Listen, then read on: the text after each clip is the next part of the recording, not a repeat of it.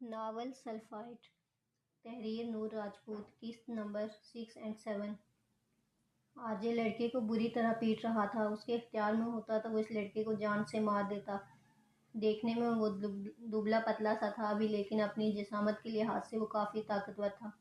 بڑے سائیں جلدی چلیں۔ وہ باہر میدان میں چھوٹے سائیں حویلی کا ملازم بھاگا بھاگا حشام کے پاس آیا تھا۔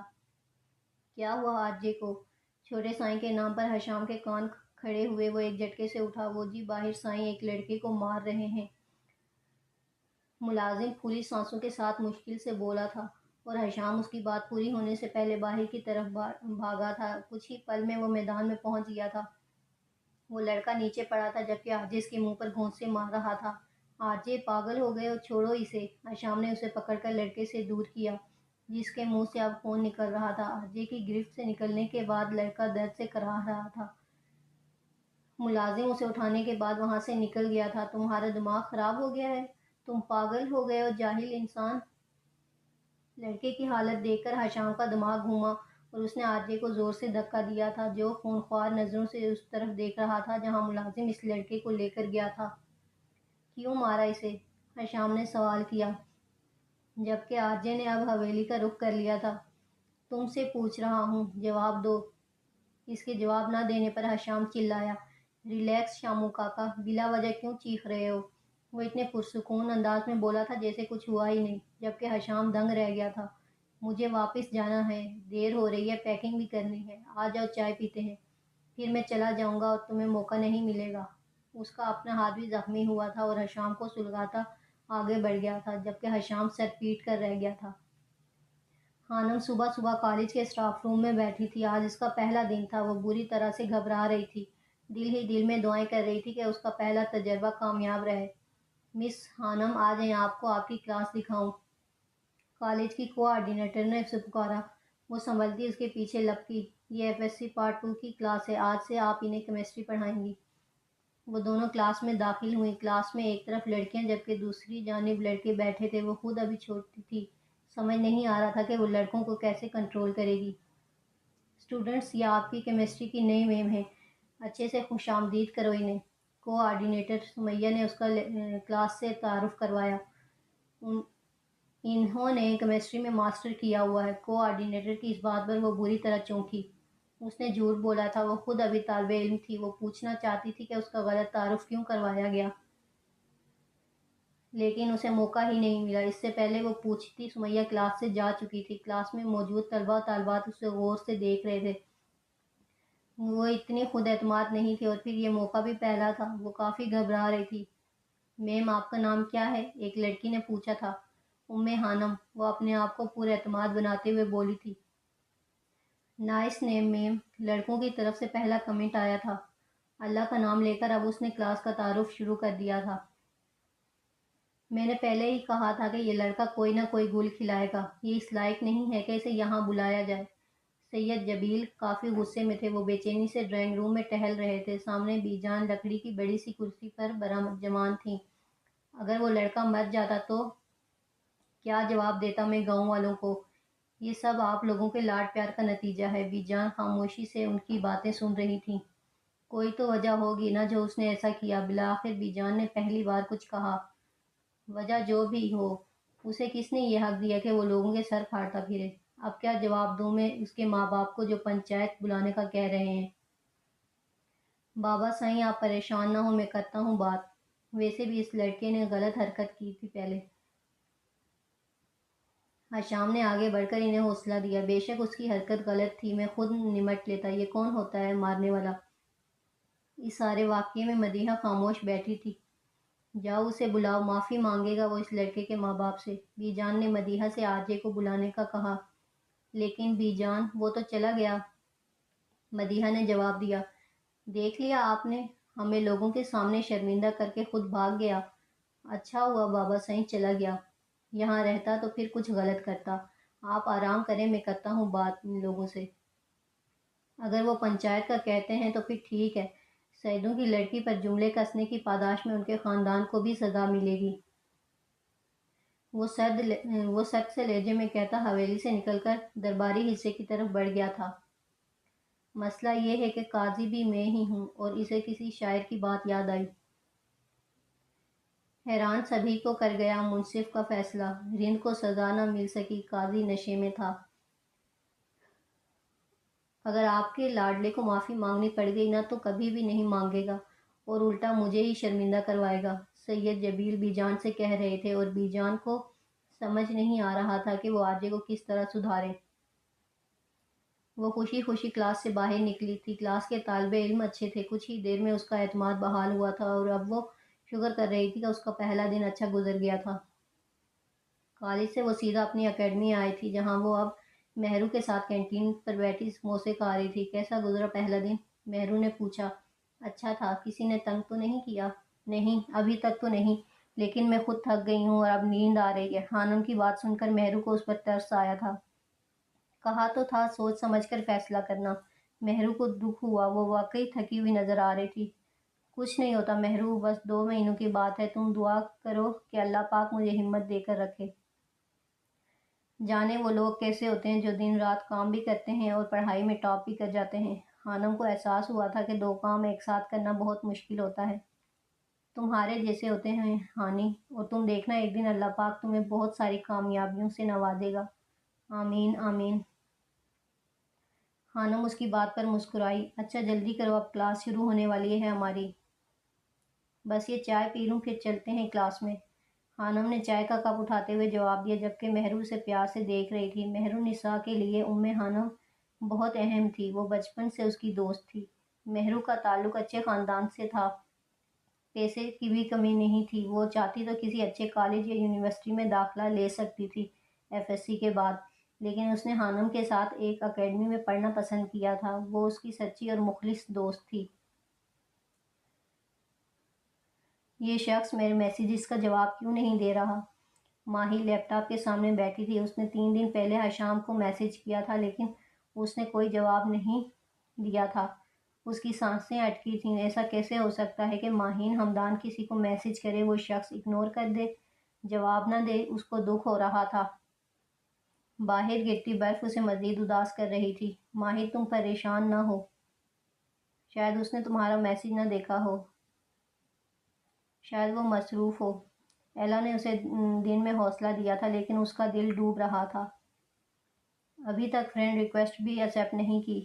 وہ مایوس ہو گئی تھی۔ شاید ہو سکتا ہے انہوں نے دیکھا نہ ہو، وہ خود کو تسلی دے رہی تھی۔ مسٹر حشام جبیل، بس ایک بار بات کر لیں۔ ایک اور میسج کرنے کے بعد وہ لیپ ٹاپ بند کر چکی تھی۔ اندیکھی سی اداسی نے اسے اپنی لپیٹ میں لے لیا تھا۔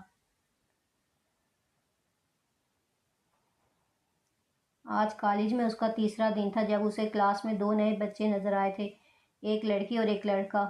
لڑکے کو بچہ تو نہیں کہا جا سکتا تھا، وہ آخری بینچ پر بیٹھا تھا۔ خانم کو وہ تھوڑا عجیب لگا تھا۔ گہرے گھنے بال جنہیں جیل لگا کر پیچھے کی طرف چپکایا گیا تھا، جو گردن کو چھو رہے تھے۔ اس نے باقی اسٹوڈنٹس کی طرح یونیفارم بھی نہیں پہنا تھا۔ لڑکیاں بار بار پیچھے مڑ کر اسے دیکھ رہی تھیں، جبکہ اس کی نظر کھڑکی سے باہر کھلے آسمان پر جمی تھی۔ خانم کے کلاس میں داخل ہونے پر سب نے سلام کیا تھا، جبکہ اس نے ایک نظر خانم کو دیکھنے کے بعد، جس میں تھوڑی سی حیرانی تھی، چہرہ دوبارہ کھڑکی کی طرف موڑ لیا تھا۔ یہ نئی میم کب آئی ہیں؟ لڑکیوں کی جانب والی قطار میں سب سے آخر میں بیٹھی لڑکی نے اپنے ساتھ والی لڑکی سے پوچھا۔ ہاں، 2 دن پہلے، جب تم اور تمہارا دوست دونوں غیر حاضر تھے۔ ویسے تمہاری مام تو پرنسپل ہیں، کیا انہوں نے ذکر نہیں کیا؟ نہیں، مجھے تو کسی نے نہیں بتایا۔ ویسے بھی مجھے ان باتوں میں کوئی دلچسپی نہیں ہے، ہم یہاں کچھ ماہ کے لیے آئے ہیں، ان باتوں سے ہمیں کیا لینا دینا؟ روشنا نے ایک ادا سے بالوں کو پیچھے کی جانب جھٹکا دیتے ہوئے کہا۔ آج کلاس میں 2 نئے چہرے نظر آ رہے ہیں، کیا آپ لوگ اپنا تعارف کروائیں گے؟ خانم نے کلاس میں موجود ان 2 اسٹوڈنٹس سے کہا۔ میں روشنا ہوں، اس کالج کی آنر کی بیٹی۔ وہ بس اتنا ہی بولی تھی اور پھر چہرہ لڑکے کی طرف کیا۔ اور آپ؟ خانم نے لڑکے سے پوچھا، جو جانے باہر آسمان میں کیا ڈھونڈ رہا تھا۔ آپ سے بات کر رہی ہوں، کیا آپ کو سنائی نہیں دیا؟ اس نے مصنوعی غصے سے کہا۔ لڑکے نے اس کے لہجے میں چھپے غصے کو محسوس کرتے ہوئے اس کی جانب دیکھا۔ میرون ٹخنوں سے ذرا اوپر تک آتی فراک پہنے، جس پر سیاہ رنگ کا سویٹر پہن رکھا تھا، میرون دوپٹہ لیا، وہ لڑکی سے کہیں سے بھی ٹیچر نہیں لگتی تھی۔ اس کی آنکھوں نے ایک سیکنڈ میں میم کو اسکین کر لیا تھا، جبکہ ہانم اس کے اس طرح دیکھنے پر گڑبڑا گئی تھی۔ وہ جانے کیوں ایک دم کھڑا ہوا تھا۔ پوری کلاس میں سرگوشیاں پھیل گئی تھیں۔ ہانم نے محسوس کیا تھا کہ وہ کلاس میں سب سے لمبا تھا۔ سردی میں ٹی شرٹ پہنے وہ خاصا پرسکون سا لگ رہا تھا۔ کیا اسے سردی نہیں لگتی؟ ہانم نے دل میں سوچا۔ نام کیا ہے آپ کا؟ وہ پوچھ رہی تھی، جبکہ لڑکا گہری نظروں سے اسے دیکھ رہا تھا۔ آنکھیں دو ہیں مگر ایک آتا ہے نظر۔ آنکھوں ہی سے سیکھ لیجئے یہ توحید دل برانہ۔ روحان جبیل، سید روحان جبیل، وہ ہانم کی آنکھوں میں دیکھتے ہوئے بولا تھا۔ اس کی آواز کافی روبدار تھی۔ میم یہ آج کلاس میں ایک لڑکی نے کچھ کہنا چاہا تھا۔ جب روحان نے گھور کر اسے دیکھا، اس کی زبان کو وہیں بریک لگی تھی۔ ٹھیک ہے آپ بیٹھ جائیں، آپ آج کا لیکچر شروع کرتے ہیں، ہانم نے سرسری سے انداز میں کہنے کے بعد کتاب اٹھائی، جبکہ روحان کی سرد نگاہیں اب بھی اسی پر جمی تھیں۔ یہ پہلی دفعہ ہوا تھا کہ اسے کسی نے کھڑے ہونے اور بیٹھنے کا حکم دیا تھا۔ وہ اپنی جگہ کھڑا رہا۔ جب ہانم نے اسے ایسے ہی کھڑے دیکھا تو اس کے چہرے پر الجھن ابھری۔ اور آپ کا تعارف مس؟ وہ پوچھ رہا تھا۔ ہانم نام ہے میرا، اور میرا تعارف اتنا اہم نہیں، آپ بیٹھ جائیں۔ وہ مسکرائی تھی۔ روحان کو تھوڑا سا تعجب ہوا تھا، یا وہ اسے واقعی ہی نہیں جانتی تھی یا پھر جان بوجھ کر انجان بن رہی تھی۔ پتہ ہے مہرو، آج کلاس میں ایک نیا لڑکا آیا ہے، مطلب ہے تو پرانا ہی، لیکن پچھلے دنوں وہ غیر حاضر رہا تھا، اس لیے آج ہی ملا۔ پھر مہرو نے سوالیہ نظروں سے اسے دیکھا۔ عجیب انسان ہے، ایک تو اتنا بڑا ہو کر ایف ایس سی میں ہی ہے، اور اوپر سے پورے لیکچر وہ باہر دیکھتا رہا۔ لڑکے جلدی بڑے ہو جاتے ہیں ہانی، اور شاید اس کے ساتھ کوئی مسئلہ ہو۔ مہرو کی بات پر ہانم نے اس بات میں سر ہلایا تھا۔ انسانی جسم کو پگھلا دینے والی گرمی پڑ رہی تھی۔ ایسے لگ رہا تھا جیسے آگ برس رہی ہو۔ پیاس سے اس کا گلا خشک ہو چکا تھا۔ دور اسے ایک دریا نظر آیا تھا۔ وہ جلتی تپتی زمین پر ننگے پاؤں چلتی اس دریا کی طرف بڑھ رہی تھی۔ پاؤں میں آبلے پڑ گئے تھے، لیکن پیاس کی شدت اسے آگے بڑھنے پر مجبور کر رہی تھی۔ جیسے ہی وہ دریا کے پاس پہنچی تھی، ہوا میں گرمی کی شدت مزید بڑھ گئی تھی۔ دریا پر نظر پڑتے ہی اس کی آنکھیں پھٹی کی پھٹی رہ گئی تھیں۔ دریا میں پانی کی جگہ لاوا بہہ رہا تھا۔ وہ ڈر کر ایک قدم پیچھے ہوئی تھی، جب کسی نے اسے پیچھے سے دھکا دیا تھا، اور وہ آگ ابلتے دریا میں جا گری تھی۔ آگ نے جسم کو جلایا تھا۔ وہ چیخ مار کر اٹھ بیٹھی تھی، چہرہ پسینے سے تربتر تھا۔ موٹی رضائی میں اس کا دم گھٹ رہا تھا۔ کیا ہوا ہانی، تم ٹھیک ہو؟ چیخ کی آواز سن کر آسیہ بیگم اٹھ گئی تھیں۔ اماں، وہ الفاظ اس کے گلے میں دم توڑ گئے تھے۔ کمرے میں پھیلی زیرو بلب کی روشنی میں اس کے چہرے پر پھیلا خوف اس کی ماں آسانی سے دیکھ سکتی تھی۔ کیا ہوا، کوئی برا خواب دیکھا کیا؟ آسیہ بیگم نے پوچھا۔ پانی خشک ہوتے حلق کے ساتھ وہ مشکل سے بول پائی تھی۔ کچھ سیکنڈز بعد ہی پانی کا گلاس آسیہ بیگم نے اسے پکڑا تھا، جو وہ ایک ہی سانس میں پی گئی تھی۔ کتنی بار کہا ہے کہ عشاء کی نماز پڑھ کر سویا کرو۔ کام اور مصروفیت اپنی جگہ، لیکن نماز چھوڑنا کہاں کی دانش مندی ہے؟ آسیہ بیگم نے آیت الکرسی پڑھ کر اس پر پھونکنے کے بعد کہا۔ وہ آج کافی تھک گئی تھی، کالج، اکیڈمی اور پھر اپنی اسائنمنٹس بنانے کے بعد اس میں ہمت نہیں تھی کہ وہ اٹھ کر عشاء کی نماز پڑھے۔ شیطان نے غلبہ پایا تو وہ بنا نماز پڑھی سو گئی تھی، اور اب ڈر کر اٹھی تھی۔ کتنی ہی دیر لگی تھی اس کی تیز چلتی دھڑکن کو نارمل ہونے میں۔ اللہ مجھے معاف کر دے، آئندہ نہیں چھوڑوں گی نماز۔ اس کی آنکھ سے آنسو نکل آیا تھا۔ خواب نے بری طرح اسے ڈرا دیا تھا۔ شیطان نے بہکا دیا ہے اور کچھ نہیں۔ سوچو مت اور سو جاؤ، اماں نے اسے پیار کرتے ہوئے کہا تھا۔ وہ جاگتی رہی تھی۔ سردیوں کی راتیں ویسے بھی لمبی ہوتی ہیں۔ پورے 1 گھنٹے بعد اس کی آنکھ لگی تھی۔ وہ نہیں جانتی تھی کہ اس خواب کا اس کی زندگی پر کیا اثر پڑنے والا تھا۔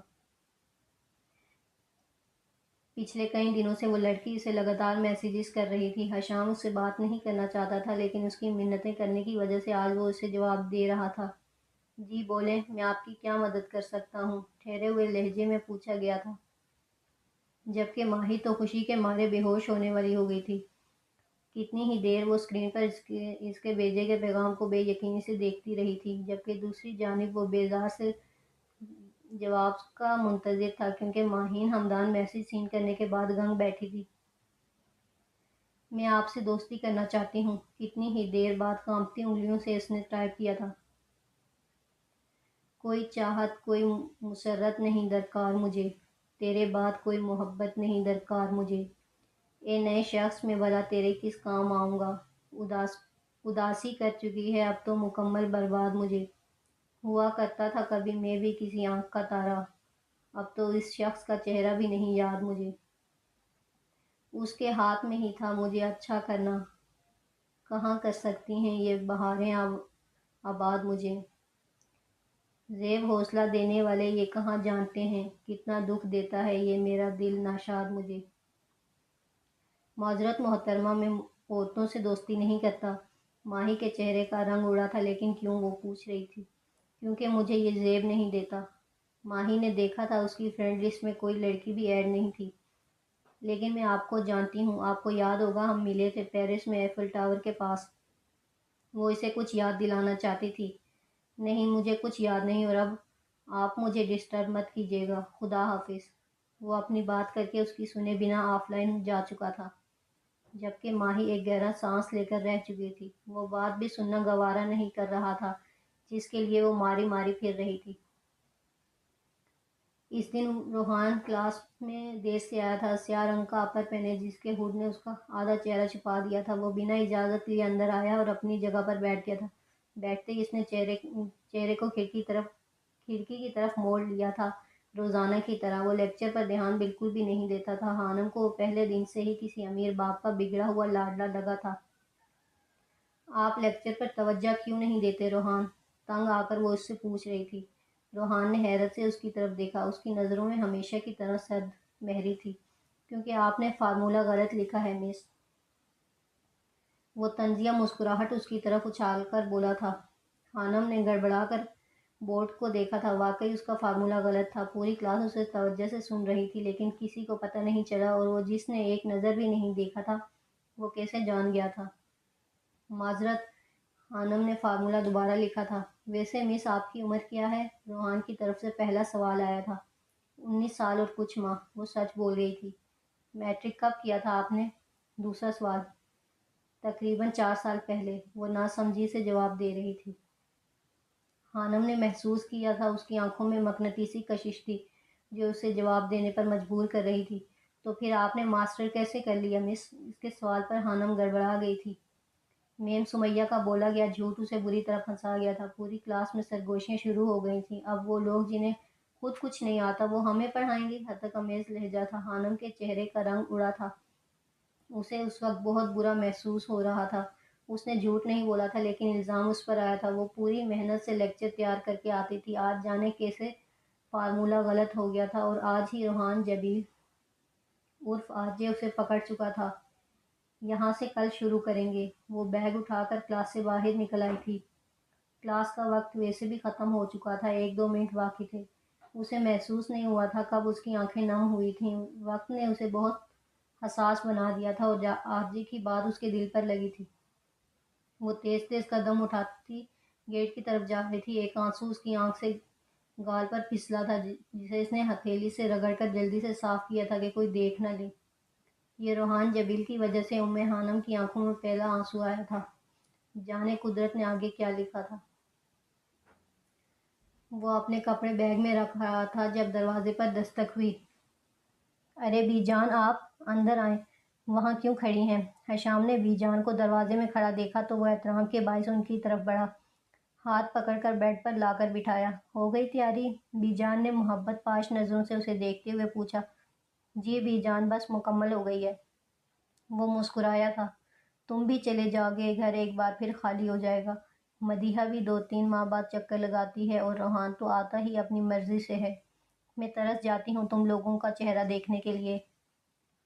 بی جان افسردہ تھیں۔ ارے آپ اداس نہ ہوں میری پیاری ماں جان، میں روزانہ آپ کو فون کیا کروں گا، اور آج جیسے بھی کہوں گا کہ جلدی جلدی چکر لگایا کریں۔ وہ محبت سے بی جان کا ہاتھ تھامتے ہوئے کہہ رہا تھا۔ جب اسے زیادہ پیار آتا تھا تو وہ انہیں ماں جان کہتا تھا۔ مجھے سب سے زیادہ روحان کی فکر کھاتی ہے میرے بچے۔ تم تو بہت سمجھدار ہو، لیکن اس کے ساتھ جانے کیا مسئلہ ہے؟ آپ پریشان نہ ہوں، وہ ابھی بچہ ہے، 20 سال زیادہ عمر نہیں ہوتی، اور آپ جانتی بھی ہیں کہ وہ سب جیسا نہیں ہے۔ اسے وقت لگے گا ہر چیز کو سمجھنے کے لیے۔ حشام نے تسلی دی۔ تم تو ایسے نہیں تھے حشام، جب تم 20 سال کے تھے تب بھی بہت سمجھدار تھے، وہ اس لیے کہ میں آپ کا بیٹا ہوں۔ وہ مسکرایا۔ روحان مجھے تم سے زیادہ پیارا ہے حشام، میں نے ماں سے زیادہ پیار دیا ہے اسے، میں نہیں جانتی کل کو میری تربیت پر انگلی اٹھے۔ بی جان پریشان تھیں۔ اچھا اب آپ پریشان نہ ہوں، جلدی سے کھانا لگوا دیں، مجھے بھوک لگی ہے۔ یہاں سے لاہور جاؤں گا، آپ کے لاڈلی سے ملنے کے بعد ہی پیرس کی فلائٹ لوں گا۔ وہ حشاش بشاش سا کہہ رہا تھا۔ ابھی لگواتی ہوں، تم نے مجھے پہلے کیوں نہیں بتایا کہ بھوک لگی ہے؟ بی جان اسے گھورتی ہوئی اٹھی تو وہ مسکرا دیا۔ خانم اس کے رویے سے تنگ آ گئی تھی، وہ ایک دن کلاس میں ہوتا تو 2 دن غائب رہتا تھا، ٹیسٹ وہ نہیں دیتا تھا، دھیان کھڑکی سے باہر ہوتا تھا۔ خانم جتنا مرضی اچھا پڑھا لے وہ کوئی نہ کوئی غلطی نکالتا تھا اور ایسے سوال پوچھتا تھا کہ وہ چاہ کر بھی جواب نہیں دے پاتی تھی۔ آج بھی وہ کلاس میں دیر سے آیا تھا اور پھر موبائل پر بجتی بیل کو دیکھنے کے بعد اب وہ فون سن رہا تھا۔ خانم کو اس وقت اس پر انتہائی غصہ آیا تھا، ایک تو وہ لیٹ آیا تھا، اوپر سے کلاس میں فون استعمال کر رہا تھا جس کی اجازت نہیں تھی۔ اوکے میں آ رہا ہوں شامو کاکا۔ وہ فون بند کرتے ہوئے اٹھا اور بنا پوچھے دروازے کی طرف قدم بڑھائے۔ کہاں جا رہے ہیں آپ؟ خانم نے غصے سے پوچھا۔ او شٹ اپ، تم کون ہوتی ہو روکنے والی؟ وہ بنا اس کی طرف دیکھے آگ لگانے والے انداز میں پوچھ رہا تھا اور خانم کی برداشت ختم ہوئی۔ پوری کلاس کے سامنے وہ اس کی بے عزتی کر رہا تھا جبکہ پوری کلاس گنگ بیٹھی تھی۔ اپنے والد صاحب کا نمبر تو دیں ذرا، وہ خود نہیں جانتی تھی کہ وہ کیا بول رہی تھی۔ اوہ ریئلی؟ وہ حیرانگی سے مڑا۔ جی آپ کے کارنامے انہیں بتانے ہیں، وہ اسے گھورتے ہوئے کہہ رہی تھی۔ لکھ لیں۔ وہ اسے نمبر لکھواتا کلاس سے باہر نکل گیا تھا۔ کلاس ختم ہونے کے بعد خانم نے سب سے پہلے رجسٹر میں اس کا ریکارڈ چیک کیا تھا جس میں وہی نمبر لکھا تھا۔ اس نے خود کے غصے پر قابو پاتے وہ نمبر ملایا تھا۔ حشام عارضی کے ساتھ بیٹھا تھا جب اس کے موبائل پر انجانے نمبر سے فون آیا تھا۔ اس نے کال پک کرنے کے بعد فون کان سے لگایا۔ آپ روحان جبیل کے گھر سے بات کر رہے ہیں؟ کوئی لڑکی بول رہی تھی جس کا لہجہ سخت تھا۔